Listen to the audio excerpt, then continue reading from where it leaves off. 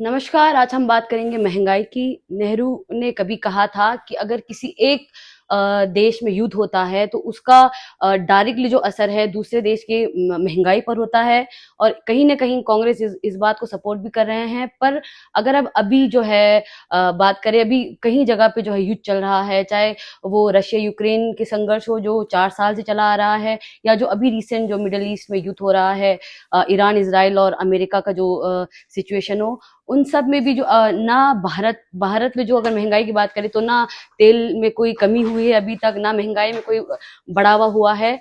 तो इससे इसका क्या मेन रीज़न है? इस बात को डिटेल में जानने के लिए आज हम बातचीत करेंगे हरीशचंद्र देवगन जी से, जो कि एक किसानी नेता है और ऑर्गेनिक फार्मर है और इसी के साथ-साथ एग्रीप्रेन्योर भी हैं। और उनसे हम बातचीत करके पूछेंगे क्या जो मेन रीज़न है कि अभी तक इतने सारे जो सिचुएशन के बाद भी जो है अभी महँगाई की स्टेबिलिटी पे है। बहुत-बहुत स्वागत है सर आपका। बहुत बहुत शुक्रिया, तो थैंक यू। जैसे नेहरू जी का कहना था कि अगर एक देश में एक जगह पे युद्ध होता है, उसका असर कहीं न कहीं जो है महँगाई पर होता है, किसी दूसरे देश की महँगाई पर होता है। पर अगर हम बात करें तो इतनी स्टेबिलिटी कैसे है सर? अगर इतना स्टेबल महँगाई के मामले में कैसे भारत अभी इतना स्टेबल है सर? ये स्टेबिलिटी ये जो स्टेबिलिटी जिसकी आप बात कर रहे हो कि जो जब भी युद्ध होता है तो देश की इकोनॉमी हिलती है, देश का सिस्टम हिलता है, देश का समीकरण हिलता है, उनकी तेल क्रूड ऑयल बढ़ते हैं, उनका राशन का बिल बढ़ता है, आम आदमी की ज़िंदगी के लिए उनके उनकी उनकी पॉकेट पे बहुत बड़ा बोझ आता है, उनकी रोज़मर्रा की ज़िंदगी बहुत तकलीफ में जाती है। ये बात बिल्कुल कथित सत्य है और ये बहुत बड़ा सच है। जैसे अगर हम बात करें कि 2004 से लेके 2009 तक, फिर 2009 से लेके 2014 तक, जब तक यूपीए की सरकार रही, जब भी यूपी की सरकार रही, इन्फ्लेमेशन 12%, 12.5%, 18%, 2009 में ये 10.25% था और फिर ये 2014 से पहले ये 12.35% हो गया। तो इसको बोलते हैं इन्फ्लेशन। इन्फ्लेशन तब होता है जब सरकार स्थिर नहीं होती, सरकार स्टेबल नहीं होती है। लेकिन अगर हम बात करते हैं 2014 के बाद जब एनडीए की सरकार आई, जब खास करके बीजेपी की सरकार आई, बीजेपी से ऊपर अगर मैं बात बोलूं तो ये सरकार बेसिकली जो मोदी सरकार आई, तो उस मोदी सरकार में एक बात बहुत सटीक हुई कि नेशनल सिक्योरिटी पे बहुत ध्यान दिया गया। नेशनल सिक्योरिटी पे ध्यान देने के बावजूद जब ऑपरेशन सिंदूर हुआ, जब इंडिया ऑलमोस्ट वॉर में था, बिकॉज जो ऑपरेशन सिंदूर था वो कोई वॉक इन वॉर नहीं था। जब ऑपरेशन सिंदूर में जब एक वॉर सिचुएशन पैदा हुई, तब भी मीडिया भी कंट्रोल में थी, मीडिया ने भी कोई मिसगाइड नहीं किया, तब भी पेट्रोल पंप में लंबी लंबी लाइनें नहीं लगी, तब भी राशन की दुकानों पे लंबी लंबी लाइनें नहीं लगी, तब भी कोई मारो मार नहीं मची, तब भी कोई लोगों ने, छोटी तबके के लोगों ने एडवांस मांगना शुरू नहीं किया, तब भी इंडस्ट्री रुकी नहीं, तब भी इंडस्ट्रियों में ताले नहीं लगे, तब भी फैक्ट्रियां चलती रही, दुकानें खुली रही। इसका श्रेय जाता है पूरा मोदी सरकार को। मतलब ऐसा नहीं है कि मोदी सरकार की अगर मैं बात करता हूँ तो मैं कांग्रेस को लाइक नहीं करता, ये बात बहुत बड़ा सच है। लेकिन मोदी सरकार के खिलाफ खड़े रहने का भी मेरे पास कोई रीजन नहीं है। अगर मैं बात करता हूँ कांग्रेस सरकार की, तो कांग्रेस सरकार के साथ शायद मैं कभी उनके उस मत में नहीं था, लेकिन मैं मोदी सरकार के साथ भी, मैं मतलब मोदी सरकार के खिलाफ जाने के लिए मेरे पास कोई रीजन नहीं है। तो ये जो बहुत बड़ा एक पड़ाव रहा। और दूसरी बात ये कि जो सबसे इंपॉर्टेंट बात है इन्फ्लेमेशन की, आज हमारी इन्फ्लेशन जो है वो 2.65 है और जो 2.65 जो इन्फ्लेशन है वो आरबीआई के कंट्रोल गाइडलाइंस के नीचे है। आरबीआई की कंट्रोल गाइडलाइंस ये है कि 2.75 इन्फ्लेशन लेवल के अंडर है अगर, तो वो एक हेल्दी सरकार है। आज कोई कोई पैनिक नहीं है। आज भले मिडिल ईस्ट को लेके, भले आज आज की जो सिचुएशन है, भले वो रूस से उन्होंने सस्ता तेल लिया या रशिया से उन्होंने सस्ता तेल लिया, उन्होंने जितना भी एक डिप्लोमेटिकल इंपोर्ट एक्सपोर्ट का जो समीकरण था जिससे कि जीडीपी पे कभी बोझ नहीं आता, उन्होंने वो हर काम किया। एंड ऑब्वियसली ये पूरा का पूरा शो जो है ये मोदी सरकार को, उनकी सारा का सारा क्रेडिट जो है ये मोदी सरकार को जाता है। सो मैं अगेन फिर बोलता हूँ कि कांग्रेस के खिलाफ जाने के मेरे पास 200 रीजन है, ऐसा नहीं है। लेकिन मुझे मोदी सरकार के खिलाफ जाने का मुझे एक रीजन नहीं पता मिलता।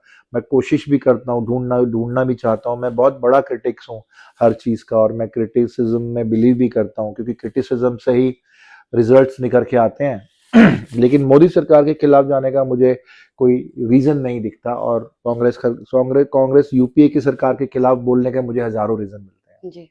तो सर जैसे कि कांग्रेस जो है अभी इस बात को लेके पूरे पब्लिक तक ये बात फैला रहे हैं कि महँगाई बढ़ी है और अगर यही सिचुएशन 12 साल पहले हुआ होता जब कांग्रेस का राज होता, उस टाइम पे अगर ये सिचुएशन हो रहा होता, तो क्या सिचुएशन होता था? अगर वॉर चल रहा होता तो इकोनॉमी और महँगाई में क्या डिफरेंस होता सर अभी नहीं, कंपैरिज़न? यू अगर नेहरू जी की बात करते हैं तो नेहरू जी ने कभी यूएनएसआई के अंदर उन्होंने कभी इस बात को उन्होंने इस बात को कभी एक्सेप्ट ही नहीं किया, ना वो उस प्रोग्राम का हिस्सा बने। जब 19 आई थिंक 1968 की जो वॉर थी, उन्होंने सारा एग्री कृषि प्रधान देश था ये, जो कृषि डेवलपमेंट का जितना फंड्स था वो उन्होंने उठा के डिफेंस में डाला, और वो वाला जो उनका बजट था, जो उनको फंड्स उन्होंने जो कृषि डेवलपमेंट ने जो एग्रीकल्चर डेवलपमेंट के लिए रखा हुआ था, उसको तोड़ के उन्होंने उसको डिफेंस में डाला, जिसका सीधा असर हिंदुस्तान के किसानों पे पड़ा। तो I am very very clear about it. अगर आप पुरानी हिस्ट्री पे जाते हो या पुरानी पॉलिसीज उठा के देखते हो, तो नेहरू सरकार की जितनी भी गलतियां थी उसका भुगत भोगी अगर आज की डेट में है तो वो है हिंदुस्तान का किसान, भले वो गरीब तबके का है भले वो अमीर तबके का है। जो उनकी पॉलिसीज के हिसाब से अमीर किसान और अमीर होते गए, और जो गरीब किसान थे वो और गरीब होते गए। इसके लिए इकोनॉमिकल वीकर सेक्शन एक विंग बनाया जाना चाहिए, जिसकी वजह से मतलब जो इकोनॉमिकल वीकर सेक्शन के जो फार्मर्स हैं उनको प्रोटेक्शन प्लान मिले। जी। तो सर लास्ट सवाल आपसे कि मोदी जी की क्या-क्या ऐसी नीतियाँ हैं जिसकी वजह से जो है हमारी इकोनॉमी अभी इतनी स्टेबिलिटी पे है? बातचीत है, रिश्ते हैं, क्लैरिटी है। जब भी आप कोई रिश्ता बनाते हो, भले सरकार के साथ, भले कंट्री के साथ बनाते हो, भले मियाँ बीवी का रिश्ता है, भले दोस्ती का रिश्ता है, भले बिजनेस का रिश्ता है, जिस रिश्तों में क्लैरिटी होती है, जिस रिश्तों में क्लैरिटी के साथ में लेन देन पे बहुत क्लैरिटी होती है, और समीकरण बहुत अच्छा होता है, भाव बहुत अच्छे होते हैं, और वो स्ट्रैटेजिकली डिजाइन हो सकता है, वो एक डिप्लोमेटिकल रिलेशन है जो ग्लोबल जो जियो पॉलिटिक्स में बहुत जरूरी है। और आई थिंक ये विंग जो जियो पॉलिटिक्स का रहता है, बिकॉज कांग्रेस सरकार में जितने भी फॉरेन मिनिस्टर्स रहे, सब फॉरेन मिनिस्टर्स ने अपना मे बी उन्होंने सारा अपना हनीमून मनाया वहां पे या अपनी छुट्टियां मनाई, लेकिन इस सरकार में जो जयशंकर सर है, जयशंकर सर की जितनी भी नीतियां रही हैं वो बहुत जटिल रही हैं। उनकी बातचीत और उनकी उनकी बात बहुत स्ट्रेट है। उन्होंने कभी मर्सी कार्ड नहीं खेला आज तक, उन्होंने कभी मांगा नहीं, उन्होंने यही बोला कि तुम जैसा करोगे हम वैसा करेंगे। और मेरे ख्याल से ये बात दुनिया को अब समझ में आने लगी है। तो काफी देशों में अब जो उनके फॉरेन एक्सटर्न मिनिस्टर्स हैं, उनको भी बात बहुत क्लियर है कि आप जैसा बोलोगे इंडिया वैसा रिटेलिएट करेगा। इंडिया इस टाइम, भारत इस टाइम मर्सी कार्ड खेलने के मूड में नहीं है। और मेरे ख्याल से जो आज हो रहा है, अगर यही बात अगर 30 साल पहले हुई होती या जवाहरलाल नेहरू के टाइम पे हुई होती, तो आज हमारा देश जो है वो डेवलप्ड कंट्री में होता, डेवलपिंग कंट्री में नहीं होता। जी। तो सर आखिरी सवाल, आप जैसे किसानी नेता हैं और अगर हम बात करें तो एग्रीकल्चर या फार्म जो किसान का जीडीपी में लगभग 17 से 18% जो है हम्म।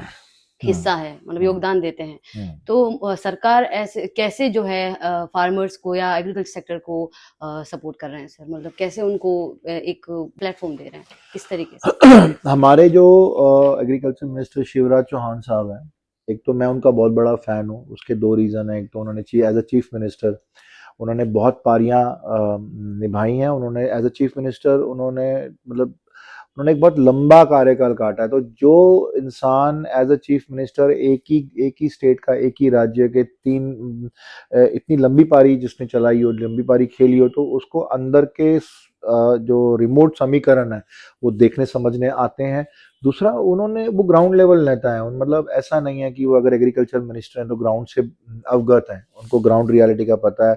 उनको ये पता है कि ग्राउंड में कैसे काम किया जा सकता, कैसे काम किया जाता है, एक गरीब फार्मर को कैसे ढोया जाता है, एक गरीब फार्मर की कैसे मदद की जा सकती है, और एक फार्मर के लिए क्या पॉलिसी बननी चाहिए, क्या पॉलिसी एग्जीक्यूट करनी चाहिए, ये शिवराज चौहान साहब को बहुत अच्छी तरह पता है। मतलब उनके प्रिंसिपल सेक्रेटरी या चीफ सेक्रेटरी या उनके असिस्टेंट, उनके एडवाइजर्स उनको एडवाइस करके गुमराह नहीं कर सकते। मतलब ये नॉर्मली ऐसा होता है जब एक मंत्री अनएजुकेटेड होता है ना, शिक्षित नहीं होता है, वहां पे ब्यूरोक्रेट और प्रोटोकॉल को मौका मिलता है नेता पे या मंत्री पे हावी होने का। लेकिन शिवराज चौहान को एग्रीकल्चर मिनिस्ट्री के अंदर ये ऑप्शंस फिलहाल अवेलेबल नहीं है।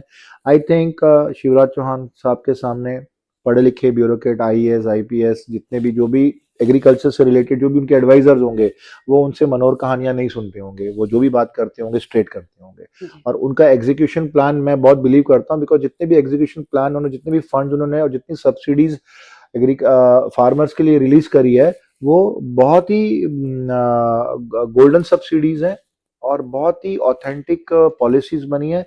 बस खाली एग्जीक्यूशन है। और ऑब्वियसली बड़े काम रातों रात नहीं होते, बड़े कामों में टाइम लगता है। और ये एग्जीक्यूट जो हल्लू हल्लू स्लोली स्लोली जब होगा, तो मेरे ख्याल से ये जब एग्जीक्यूट होगा तो उनकी सारे पॉलिसीज के जो रिजल्ट्स आएंगे, they will come out with the flying colours. तो I am very proud of Shivraj Chouhan. And जब भी मेरी उनसे बात होगी या जब भी मैं उनसे मिलूंगा, तो मैं मेक श्योर करूंगा कि मैं उनको ये बात कन्वे करूं कि what ever he is doing really great.